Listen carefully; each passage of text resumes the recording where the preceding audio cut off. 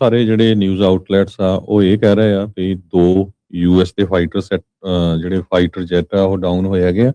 ਪਰ ਅਮਰੀਕਾ ਦੇ ਜਿੰਨੇ ਵੀ ਨਿਊਜ਼ ਆਊਟਲੈਟਸ ਹੈਗੇ ਆ ਉਹ ਇਹ ਕਹਿ ਰਹੇ ਆ ਵੀ ਇੱਕ ਯੂਐਸ ਦਾ ਜਿਹੜਾ ਫਾਈਟਰ ਜੈਟ ਹੈਗਾ ਆ ਉਹ ਈਰਾਨ ਦੇ ਵਿੱਚ ਡਾਊਨ ਕਰ ਦਿੱਤਾ ਗਿਆ, ਉਹਨੂੰ ਸਿੱਟ ਲਿਆ ਗਿਆ ਤੇ ਸਰਚ ਤੇ ਰੈਸਕਿਊ ਮਿਸ਼ਨ ਅੰਡਰਵੇ ਆ। ਕਈ ਜਗ੍ਹਾ ਦੇ ਉੱਤੇ ਇਹ ਵੀ ਕਹਿ ਰਹੇ ਹੈਗੇ ਆ ਵੀ ਜਿਹੜਾ ਪਾਇਲਟ ਆ ਉਸ ਨੂੰ ਰੈਸਕਿਊ ਕਰ ਲਿਆ ਗਿਆ ਹੈਗਾ।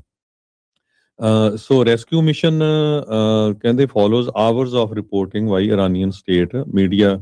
ਉਹਨਾਂ ਨੇ ਕਿਹਾ ਵੀ ਯੂਐਸ ਫਾਈਟਰ ਜੈਟ ਡਾਊਨ ਹੋਇਆ ਗਿਆ। ਇਰਾਨ ਦੇ ਮੀਡੀਆ ਨੇ ਫੋਟੋਆਂ ਵੀ ਆਲਰੇਡੀ ਜਿਹੜੀਆਂ ਆ ਪਬਲਿਸ਼ ਕਰ ਦਿੱਤੀਆਂ ਹੈਗੀਆਂ ਆ। ਇਸਲਾਮਿਕ ਰੈਵੋਲੂਸ਼ਨਰੀ ਗਾਰਡ ਕੋਰਪਸ ਉਹਨਾਂ ਨੇ ਇਹ ਕਿਹਾ ਆ ਵੀ ਜੋ 에ਅਰਕ੍ਰਾਫਟ ਸਿੱਟਿਆ ਗਿਆ ਤੇ ਉਹਦੀਆਂ ਆ ਜਿਹੜੀਆਂ ਪਿਕਚਰਸ ਆ ਉਹ ਤੁਸੀਂ ਦੇਖ ਲਓ। ਪੈਂਟਾਗਨ ਤੇ ਵਾਈਟ ਹਾਊਸ ਨੇ ਇਹਦੇ ਤੇ ਕੋਈ ਹਜੇ ਜਿਹੜਾ ਕਮੈਂਟ ਆ ਕਿਸੇ ਤਰ੍ਹਾਂ ਦਾ ਨਹੀਂ ਕੀਤਾ ਹੈਗਾ। ਕਈ ਜਗ੍ਹਾ ਇਹ ਕਿਹਾ ਜਾ ਰਿਹਾ ਵੀ ਫਾਈਟਰ ਜੈਟ ਦੇ ਵਿੱਚ ਦੋ ਪਾਇਲਟ ਸੀਗੇ।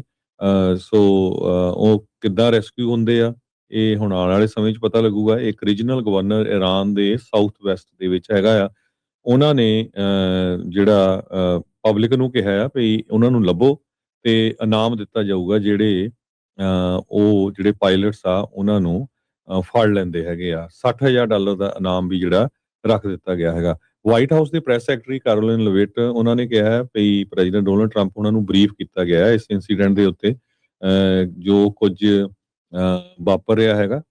ਟਰੰਪ ਉਹਨਾਂ ਨੇ ਪਿਛਲੇ ਦਿਨਾਂ ਦੇ ਵਿੱਚ ਸਕਸੈਸ ਡਿਕਲੇਅਰ ਕਰ ਦਿੱਤੀ ਸੀ, ਕਹਿੰਦੇ ਵੀ ਇਰਾਨ ਦੇ ਉੱਤੇ ਅਸੀਂ ਪੂਰਾ ਪ੍ਰੈਸ਼ਰ ਪਾ ਰਹੇ ਹਾਂ